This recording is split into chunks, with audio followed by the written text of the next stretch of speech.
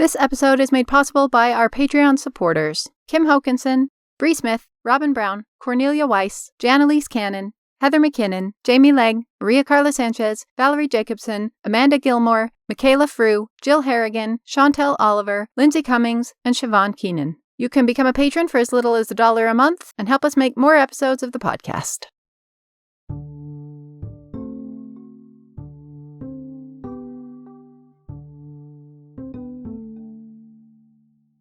Hi, Katie. Hi, Olivia.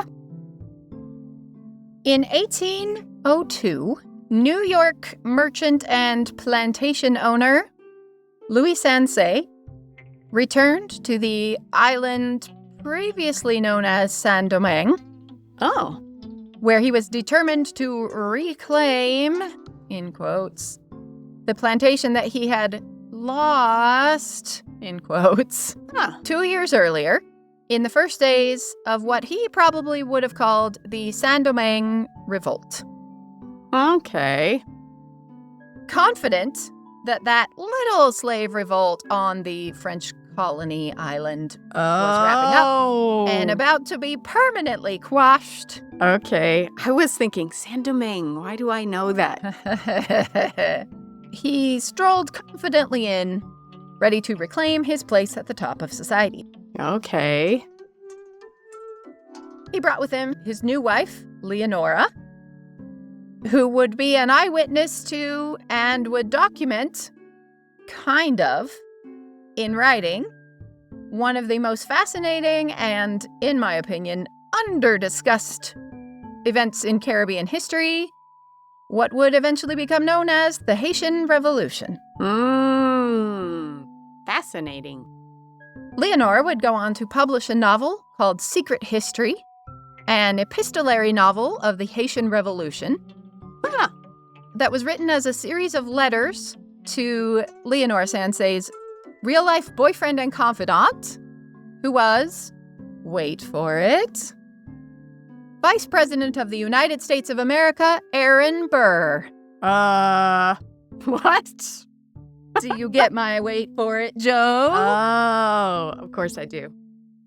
Brilliant. You should have wrapped this entire introduction, perhaps at some point. Perhaps it will happen organically later.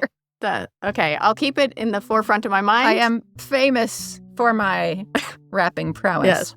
Yep. All right, I challenge both of us to find the moment to rap. Hamilton jokes obviously going to abound. Obviously. Throughout.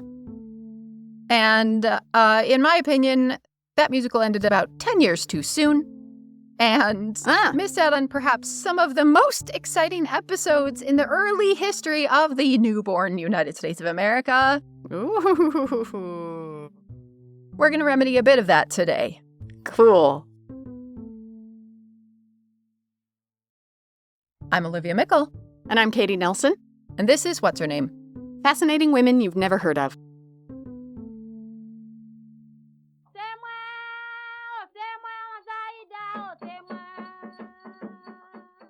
I am delighted to say that we have a returning guest, early American literature scholar, and one of my personal favorite grad school professors. Maria Windell is back to help guide us through the very fascinating, very complicated, very messy life of Leonora Sansay. My name is Maria Windell. I am Associate Professor of English at the University of Colorado Boulder, and I work on early American literature. She was the guest on the Harriet Jacobs episode, right? Yes. Fab. The free woman? Yeah. I first encountered Sansay when I read her novel Secret History in a graduate class. And at that point, I had a photocopied bit of novels from who knows what printing of it that I had to keep track of and sort through. By the time I was teaching you, Secret History had been published in a scholarly edition. I just find her writing and her life to be very interesting and unusual for the 18th and 19th century. So I was delighted when they came out with something that I could teach. Leonora's name was, we think, Leonora. Good start. Excellent. She does sign letters, Leonora, so it was certainly a name that she used. There has been some speculation that her name may have been Mary, but that seems to be a misunderstanding based on the name of the narrator in her novel. We don't know exactly when she was born, probably in the early 1780s. So very much someone who is growing up in the world created by the American Revolution. She was the daughter of a Philadelphia innkeeper at a moment when the brand new United States government had just briefly moved to Philadelphia. Oh, fun. And her father's inn was right across the street from the State House. Oh, wow. It seems quite likely that there were a lot of elite political and other well-educated physicians, poets, whatnot, men meeting at the inn where her father worked, and that she may have become introduced to kind of like that circle working or, being in her father's inn. So she's very much circulating through this very accomplished masculine world. This is probably where she meets Aaron Burr. Oh, yeah. Sometime around 1796, she begins a decades-long romantic relationship with Aaron Burr that will outlive her marriage, his political career, and through the novel, both of their lives.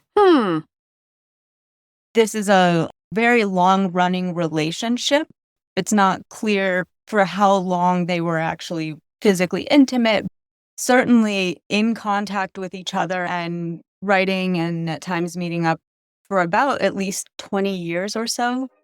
So it's a very long-term kind of touch point relationship. There's this amazing part where Burr is writing. It's right when he's first meeting Leonora, and one of his friends has told him they should meet. And Burr says something along the lines of, "How could such an animal be in my vicinity and I not know of her?" Which is a weird compliment. What?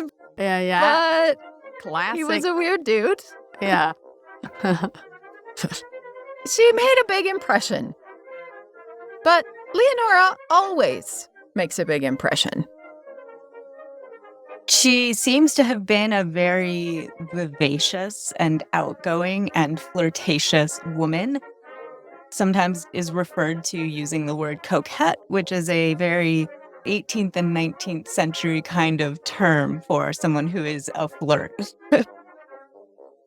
She really pushed against kind of norms of accepted feminine behavior at the time. There are no records of her early life. Of course, she is a mere woman. Right. An innkeeper's daughter. Irrelevant. Yeah. And so almost everything that we know about her and her life comes from her letters and her novels. And the overlap between them makes for some fascinating confusion. I bet. And really fun speculation.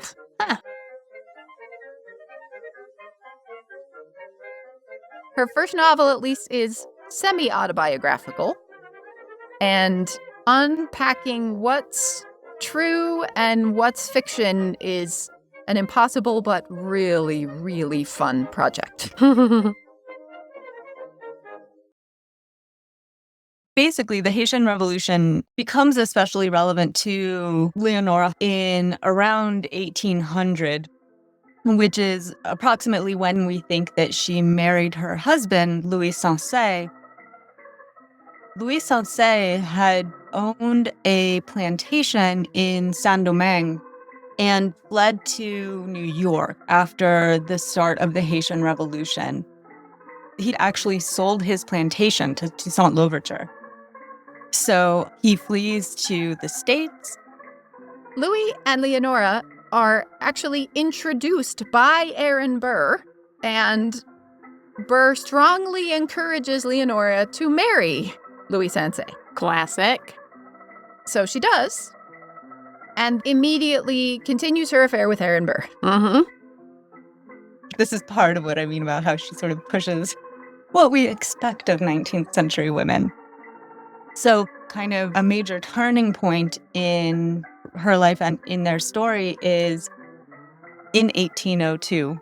Napoleon sends an expedition to Saint-Domingue to try to put an end to the revolution.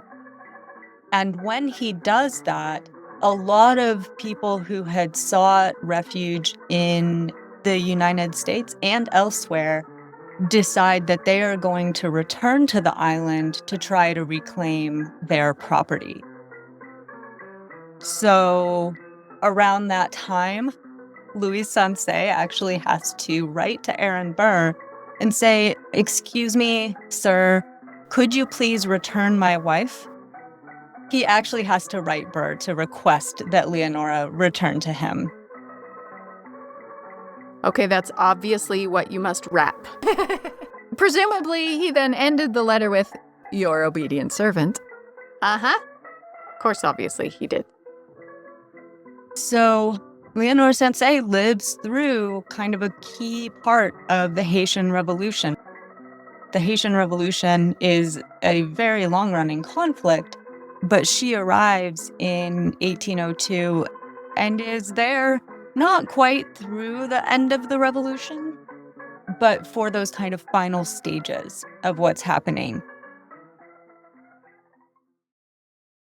I was just thinking how interesting that her plot line overlaps with the Queen of Haiti episode that we did. Yeah, and that... Yeah, but it's interesting to get sort of another perspective on this story, right? Yeah, yeah. And I mean, the simplistic way that we must learn about revolutions when we're learning about them in school is like, there's the authority figure and there's the rebels, you know, and then are the rebels successful or not? But with the Haitian Revolution, once the revolution kicks out one form of the man, then the fight becomes, what kind of a free nation are we going to be?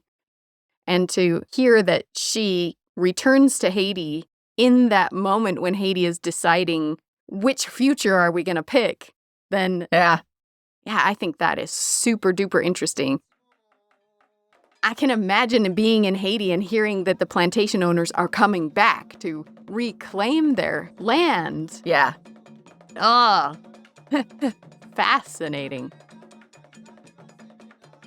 And it's such a messy, complicated story from the very beginning of the revolution, right? That, well, first of all, I am furious that we don't learn about this in the U.S. We don't learn about the Haitian Revolution in school. No. At least we didn't when I was in school.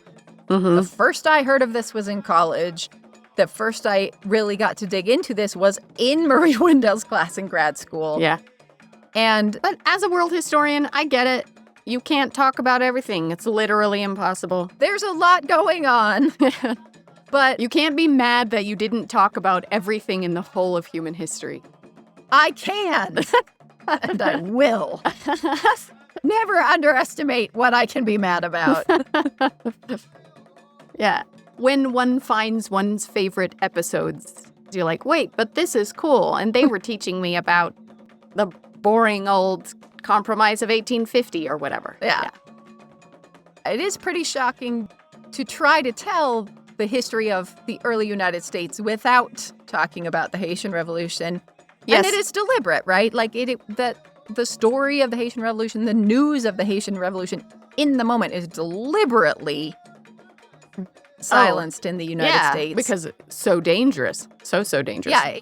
There are millions of enslaved people in the United States, and if they hear that there has been a successful slave rebellion just a few hundred miles away. And having said all that, I will say that in writing our history of the world in 80 Lost Women, the Haitian Revolution was an essential ingredient that had to be inserted.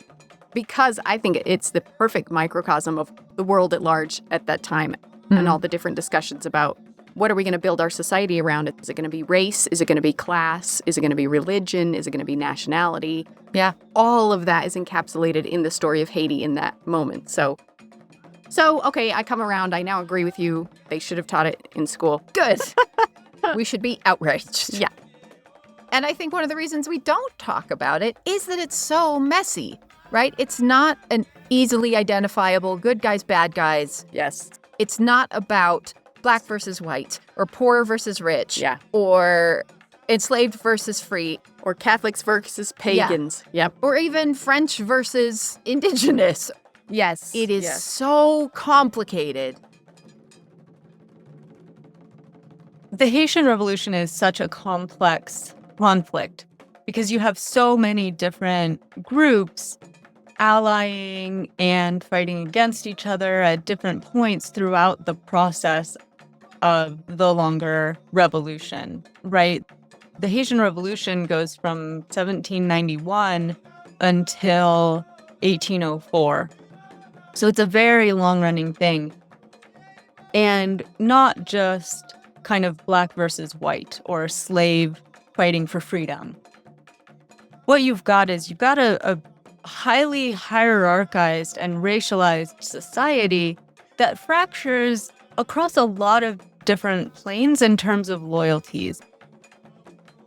At the time that the revolution begins, especially the elite white population, but even just the white population more generally in Saint-Domingue, was basically minuscule compared to the number of enslaved and free Black people on the island.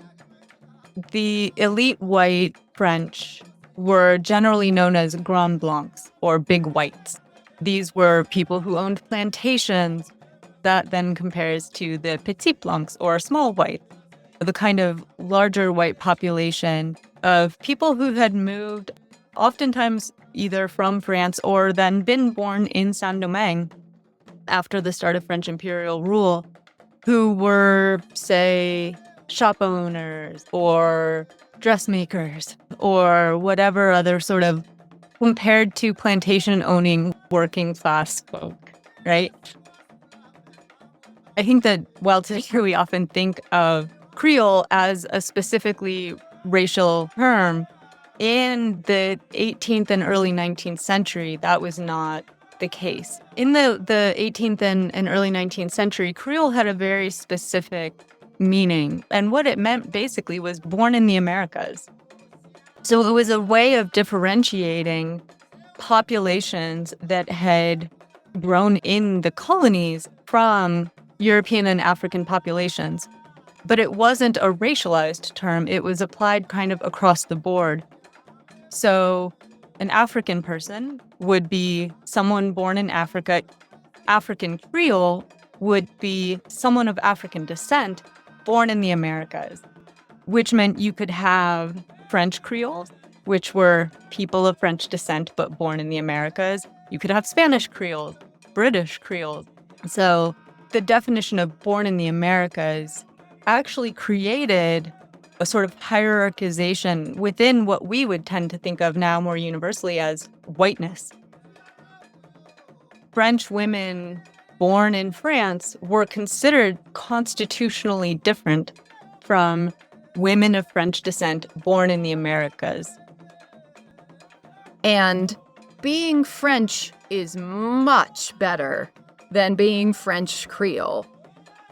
Being of the homeland is always better than having the misfortune to be born over here, which is a fascinating upside down of a lot of conversations currently happening in the Americas. But at the same time, this idea that where you are born is the crucial dividing factor in your identity remains, I guess, still very much the case. Yeah. even when it's upside down. Yeah. And then one of the things that I think sets apart the situation in Saint-Domingue from the ways that we tend to think about slavery in the United States at that same time period is that you had a very sizable population of free people of color. And what this is there was a much greater tendency in Saint-Domingue than there was in the United States for enslavers who had children with enslaved women to free those children. And this grew into, over time, quite a sizable population of free people of color, which were also a very important kind of player in the movements of the Haitian Revolution. So we have these different groups that at different points in time either work together or work against each other during the course of the Haitian Revolution. So the free people of color, for instance, for a portion of the time, they align in terms of their efforts to suppress the revolt with the Grand Blancs because many of them are slave owners, right? They're also wealthy people who depend upon the structures of slavery. But then you also have a moment in time where the free people of color realize that white rule will mean racial oppression, and then they decide to align with the formerly enslaved rebels. So there's a lot of kind of political maneuvering happening amongst the various populations on the island. Thousands of indentured Irish servants whose status in many cases is lower than slaves, though they're white. And also, are we going to identify as royalists? Are we going to identify as republicanists? Are we French? Are we Spanish? Are we going to go back to native Haitian roots? Are we a freed slave colony? Are we pirates? Identity is really messy in Saint-Domingue. Just like everywhere. And sometimes looking at a different society can help us realize, oh, I have these biases, or I tend to see only this hegemony and not this one. Like, if we can see and understand it in the past, it helps us see and understand it today. There are fracture lines everywhere. And that are managed and manipulated by the man to convince you those are the enemy, not these ones, these guys. Yeah.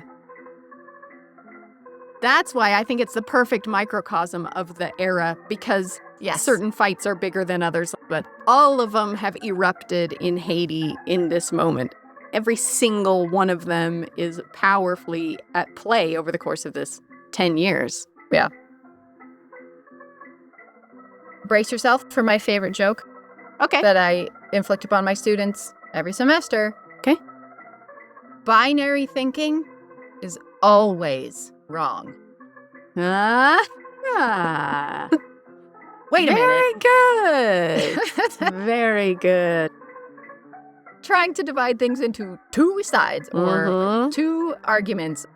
It's this or it's that.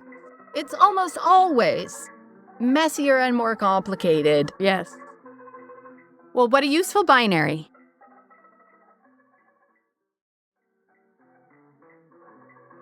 Around 1804, Leonora Sansay returns to the United States, and she returns alone.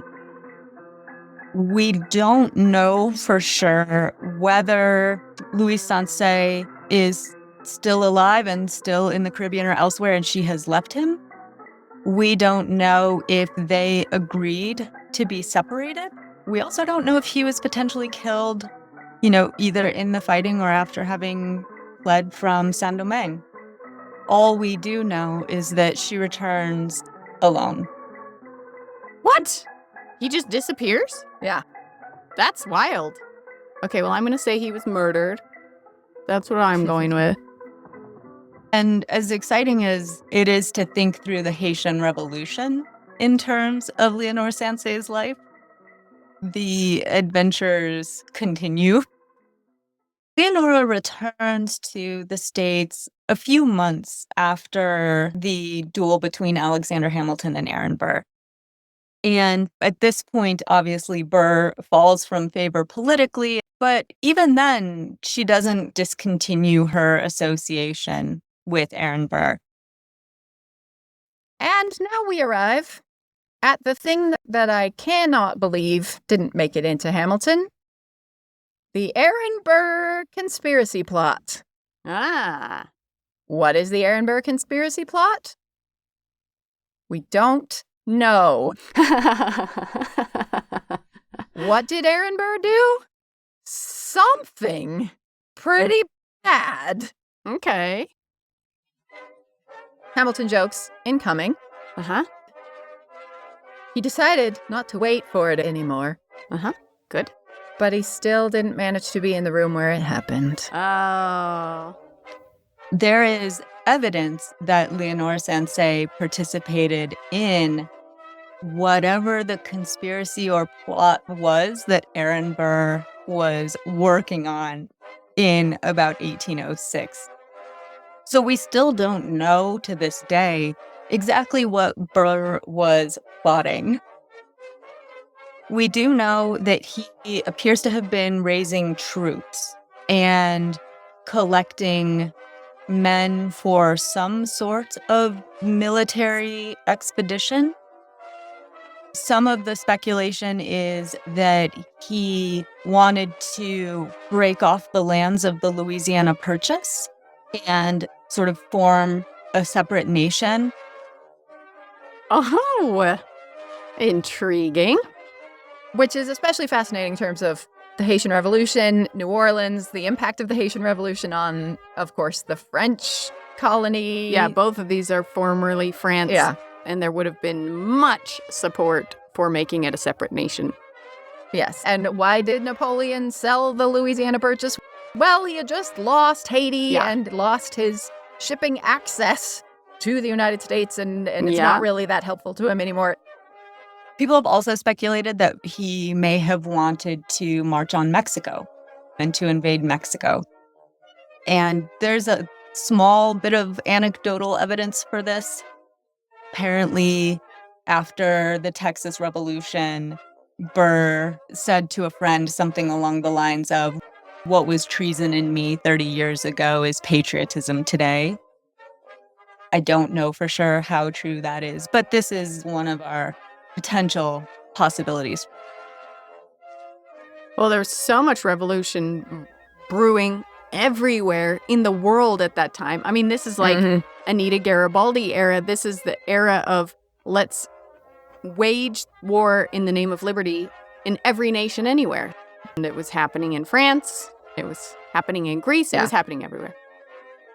Another possibility is that Burr planned to march on the United States Capitol Okay. and upend the government that he had just been part of. Okay. He may be planning to evict Thomas Jefferson from the presidency and install himself. Yeah. I mean, at the time, the nation was in its infancy. There was the sense that anything could happen, and any kind of subsequent upset would have seemed very likely. Yeah, I mean, it's hard now to imagine an America where people might just disregard the policies and procedures and decide they're going to just install themselves in power. But, you know, It happens. anything's possible. Uh-huh. And it's kind of amazing because he actually is put on trial for treason. And we still don't know what it was that he may or may not have been planning. But what we do know is that Leonora Sansay apparently carried coded messages for him as part of this conspiracy. And we do have some other writings that have attested to her being a player in that plot. So they covered their tracks well enough that we still don't know. Wow. That's intriguing.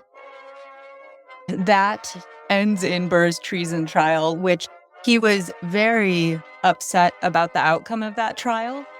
He was found not to be proven guilty instead of being found innocent. For sort of the remainder of his days, he was quite displeased with the particular wording of the outcome of his trial. Aaron Burr's trial is in 1807. Leonora Sansay publishes Secret History in 1808. Ooh. The full title of Secret History is Secret History, or The Horrors of Saint-Domingue, in a series of letters written by a lady at Cape Francois to Colonel Burr, late Vice President of the United States, principally during the command of General Rochambeau. Okay. So this is marketed as a novel of the Haitian Revolution in a series of letters to Aaron Burr, pretty clearly riding the coattails of Burr's scandalous press gathering. What this allows her to do is basically to actually play on Burr's notoriety at this point, to have these ostensible letters to Burr written and published just as he is like in the midst of his long downfall. Burr is not really a character in the novel. He doesn't appear. Huh. He's just the receiver of the letters Okay. that make up the novel. Huh. So Burr is kind of used as a vehicle and as, frankly, clickbait. Okay. So now she's linking herself very explicitly to Aaron Burr. Yes. Was he mad? We don't know. Oh. So she doesn't, her name is not on the book. Oh. It's just a lady. Oh, okay. Which is also pretty common, but also seems like a way to be careful. It's the kind of thing you can work out if you know who was in Haiti and all that. And everybody knew that Aaron Burr and Leonora Sansay were an item. So, okay. But we don't really have any evidence of Burr's reaction to the novel. We don't have any of his letters to her from this period, only her letters to him. Because, you know, Aaron Burr's correspondence gets archived and saved, and Leonora Sansay's does not. But we can tell from the letters that he is responding to her, and they're still corresponding for at least another 10 years. So he doesn't seem to be mad. And frankly, I mean, Burr was such a canny self-promoter. I can't imagine that he would begrudge Leonora a bit of income boost. Mm-hmm.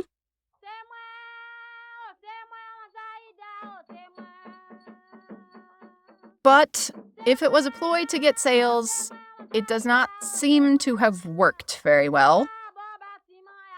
So Leonora actually first floated the idea of this novel to Burr in a letter.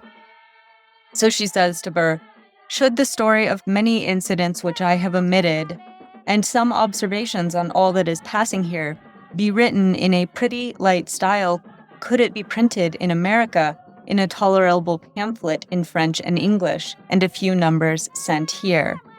If it could, I should be delighted, and know one who would undertake to write it." And it's a really fascinating letter, because what Sansay does is begins to write about what very clearly is herself in the third person. So she's telling Burr a bit about having lived now in Saint-Domingue for a year during the Revolution and small things that have happened. And then she writes about the arrival of Rochambeau to the island. The French sent General Rochambeau to take over the leadership of the French troops in Saint-Domingue. And a key chunk of the novel takes place during the oversight of Rochambeau.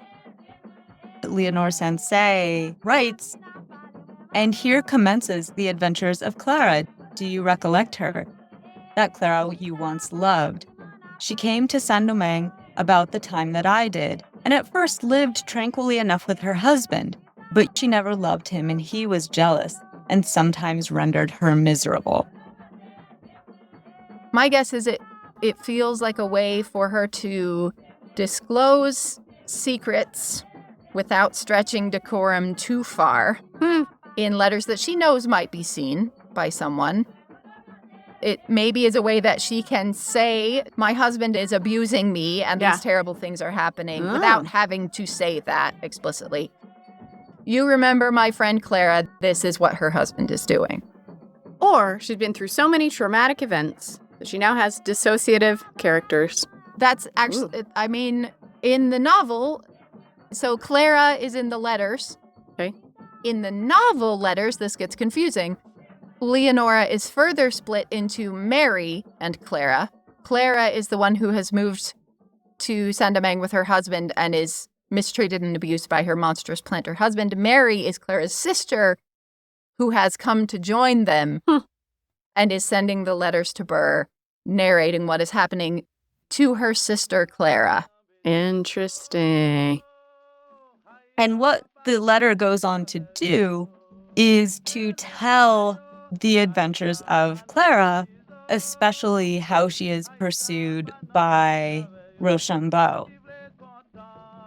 And it's very clear that Sansay is talking about her own experiences here, right? But has kind of created this persona to vaguely distance herself from kind of the scandal, presumably, of having this flirtation with Rochambeau while with her husband in Saint-Domingue.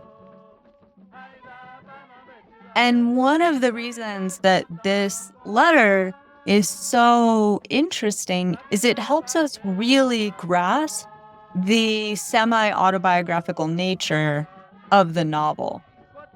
Because this historical letter between Sansay and Burr helps us understand the way that Leonora has split her kind of experience to provide instead this set of sisters, where one of them is kind of voyeuristically witnessing the adventures of the other in a way that is not dissimilar to Sansay writing about Clara in her letter, right? Writing about herself as Clara. And here's why this novel, I think, is still so fascinating and so worth our time. It is pitched in the title as a novel of the Haitian Revolution and the horrors of Saint-Domingue.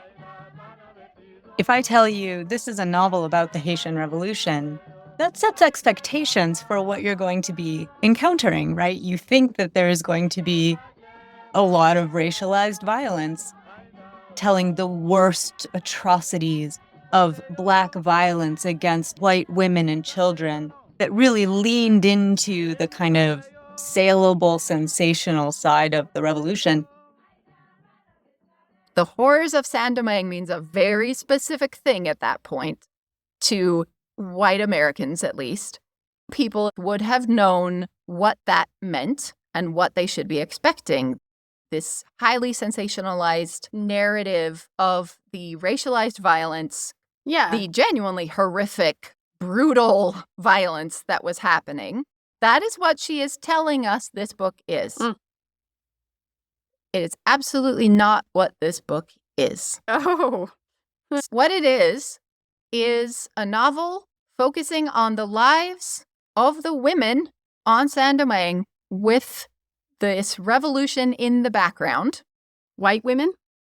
Slave-owning women? Or all women? Women. The title appears to set it up to be part of that kind of literary lineage. And so it's fascinating that her novel doesn't. It maybe tries to draw people in with that title, but then switches what you might think of as the horrors. Rather than specifically the horrors of racialized violence, it's much more kind of a narrative of French imperial decadence and the horrors of that world, which is a world that depends upon slavery, but is also a world that depends upon control of and violence against women, upon very finely graded racial differentiations.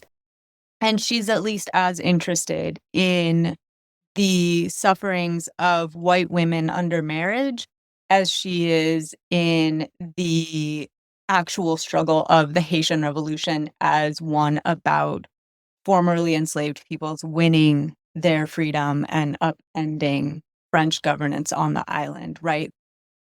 Because it actually does end the system of slavery in Saint-Domingue. So we think that we're going to be reading a lot about their struggle for freedom, and instead we're reading about, women with terrible husbands and generals attempting to seduce them. It is a series of vignettes about what is happening to women. To Mary and Clara, the two split versions of Leonora, but also dozens of other women from every social class, racial subgroup, social condition, Fascinating. that are just peppered into the letters. One of the things that the novel is also interested in doing is very much telling women's stories. Within any given letter is like, oh, and then I heard this story from this woman. Oh, and I heard this story from this woman. And so you get a lot of very short narratives about the different kinds of experiences that different women have. This is where a lot of the kind of specificity on those hierarchies comes in, is because in any one given letter, she might tell 12 stories about different women and what they've experienced amidst the upheaval of the revolution and the patriarchal imperial violence that's going on. So it's not even necessarily like Mary's story and Clara's story. It is, and here are all of these many, many narratives of women that make up this novel. You get a really much broader sense of sort of what it was like for women in the Caribbean during the time of the Haitian Revolution. There's accounts of balls and parties and murders and domestic abuse and Wow. illness. It's all in there in the context of this revolution. But the revolution is not the story. Fascinating. These women's lives are the story. Which really kind of pushes us to think about what are the horrors that Sansay is talking about in the title. And one of the things that Sansay traces is the position of the women in these different groups. So she gives a few examples of Black women rebels. She talks a lot more about the kind of divisions between French women, so women born in France who were now living in Saint-Domingue, who would be generally often the kind of most elite. You also had Creoles, white women born in Saint-Domingue. She also talks a lot about free women of color. It's never a kind of one-to-one to say free people of color are mixed race, but broadly, that is generally kind of the breakdown of how that works. Sansay writes a lot about the kind of tensions between these different groups of women, French Creole women, free women of color, African Creoles and Africans. There are a lot of smaller divisions within that kind of Grand Blanc, Petit Blanc, free people of color, enslaved people's hierarchy. And the novel really is interested in the society that emerges when you have all of these fine distinctions between groups of people. She really wants to have readers think about what is life like for women under empire, under patriarchy, and in these highly hierarchized societies. So that it's very much less about what do I think about slavery than what do I think about the fact that Clara's husband threatens to rub acid in her face and disfigure her because he's jealous. It's about the horrors that women encounter, whether that is as an enslaved woman who is beheaded, whether that is as a free woman of color who is presumably mistress to a merchant and trying to help save French people who are fleeing the revolution? Or is that about a more elite figure like Clara, whose husband locks her away and abuses her and rapes her, right? There's no such thing as marital rape at this time. And Sansay calls that out. It's like, this is a terrible violence that is happening that we don't think about and we don't talk about. So one of the things that is difficult to pin down with the novel is exactly what Mary's thoughts are on what is happening with the Haitian Revolution in the way that we think of it. What does she think about slavery as an institution, about enslaved peoples fighting for their own freedom? It's very difficult to pin down. And there are sort of things in the novel that you can read that would make you think maybe she's anti-slavery.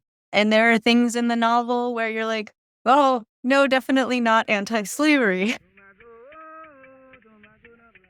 So, for instance, there is a scene where Mary is sort of complaining about the upheaval in Saint Domingue and wishing that the enslaved folk were still under control so that she could lay in a little wooded area and have someone fan her and, feed her orange slices or whatever it is. That she has this kind of fantasy about Black submissiveness and the life of luxury that she could have in Saint Domingue. But then a few letters later, she is acknowledging that the enslaved people who started the uprising do understand what freedom is, and they value it, and they want it, which in the cognitive dissonance justifications of that moment mean they deserve it. Yeah. The prevailing narrative is that these Black people who we've enslaved don't understand what freedom is. They couldn't even value it. They're so below us. They're not really quite human, and they couldn't even value or understand freedom. And it would be wasted on them.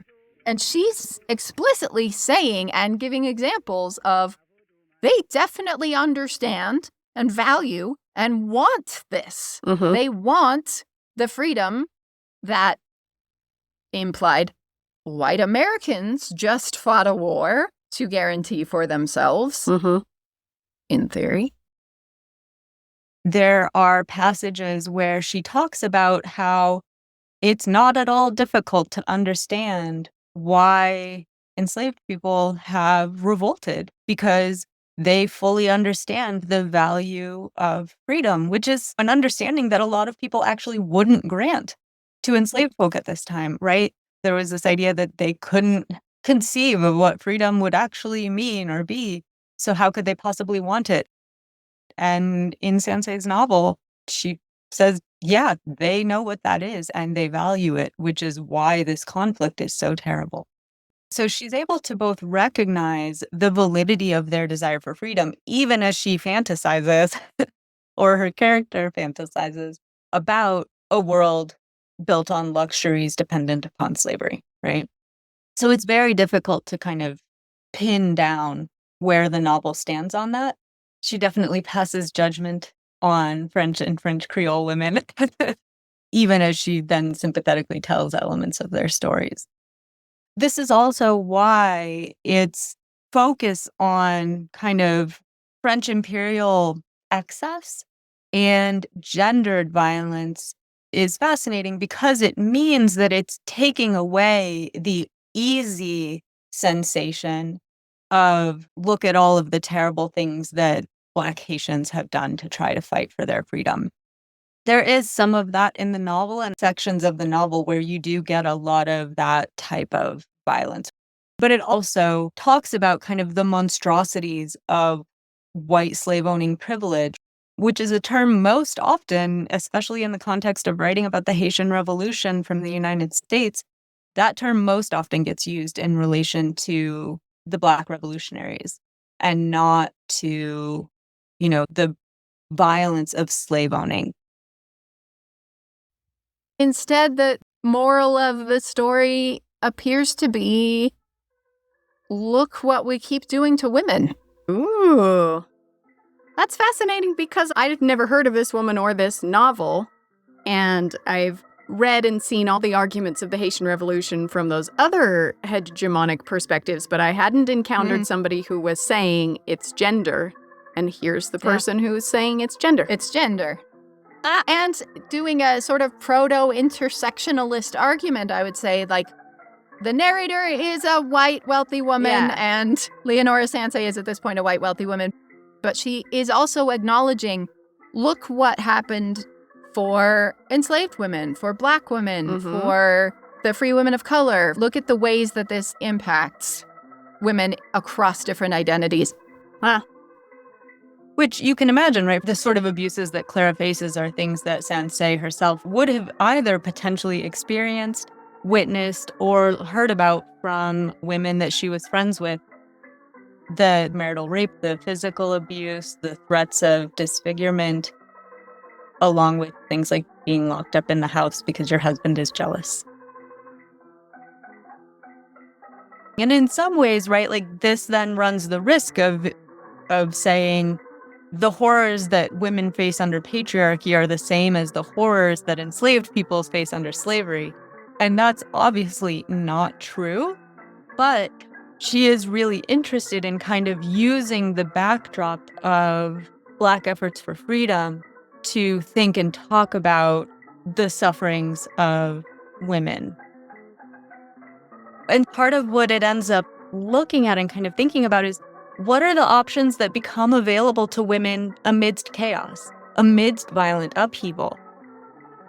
So partway through the novel, the character Clara runs away from her husband, and she ends up finding basically kind of protection amongst a community of women who are able to sort of provide a place for her until she's able to leave her husband. So the chaos can provide different options for women that wouldn't generally have been available, if times were peaceful and if society were under control. So in that way, even though that's a kind of terrible situation to be in and one that is very scary, it's also one that creates different possibilities for relationships and movement than you would have in times of peace and stability. And now she is back in the United States. She is trying to support herself without a husband. What's an early 19th century girl to do? Start an artificial flower business, of course. Wow. That's unexpected. It's incredibly unexpected, and it makes me love her even more. Her novels do seem to have been fairly positively reviewed, but that doesn't necessarily then translate into commercial success. And one of the ways that we can also speculate that the novels were not as financially lucrative as she might have hoped is that one of the things that we know that she goes on to do is that she goes on to open a factory to produce artificial flowers for things like women's hats. So she works with a scientist to figure out dyeing of the flowers and whatnot, and then they open a factory. And at one point she writes to Burr like, "Oh, I would potentially come visit you, but I'm so busy with my girls at the factory and I can't leave them." And so she eventually comes to have what appears to have been a somewhat successful business and dedicates herself to her work with that rather than, kind of running off to Aaron Burr again. She creates a completely new life for herself in a way that, it is not completely unheard of for women to own businesses at this point. That's a thing. It is highly unusual for a woman to start a new business in a new field that her family is not involved in, that she did not inherit from her father or her dead husband or a brother. She's creating something from scratch out of nowhere and saying, I am going to make artificial flowers for hats. What a fascinating woman. And we don't know what happens to her. Oh, really? Eventually, she stops writing to Aaron Burr, or he stops keeping her letters, and we don't know for sure how or when she died. Really? That's surprising. We don't know really anything about the end of Sansay's life. There are 4 more novels after Secret History. Lara was her second one, which we know was her, and it didn't do well either. There's a novel that could potentially be attributed to her in about 1823. So it's possible that she lived at least through 1823. but that's not something that we know for sure. It is a delicious mystery. Wow. What happened to Leonora Sansay? I think the reason I love literature so much is that these books that were written for a very specific audience in a very specific time can still say so much to us hundreds of years later, and they can reveal those really profound philosophical fractures in our society and our thinking today, and still just be compelling window to the past all at the same time, depending on who's reading it and why. That these women who would never have been granted a voice found a way to tell their story, to tell other women's stories, to force the public to acknowledge things that they weren't allowed to say. Insisting, demanding, forcing society to hear, to witness that women's lives have been hard in very particular ways, and beautiful and unexpected and victorious and heartbreaking and horrific and gorgeous for a very long time.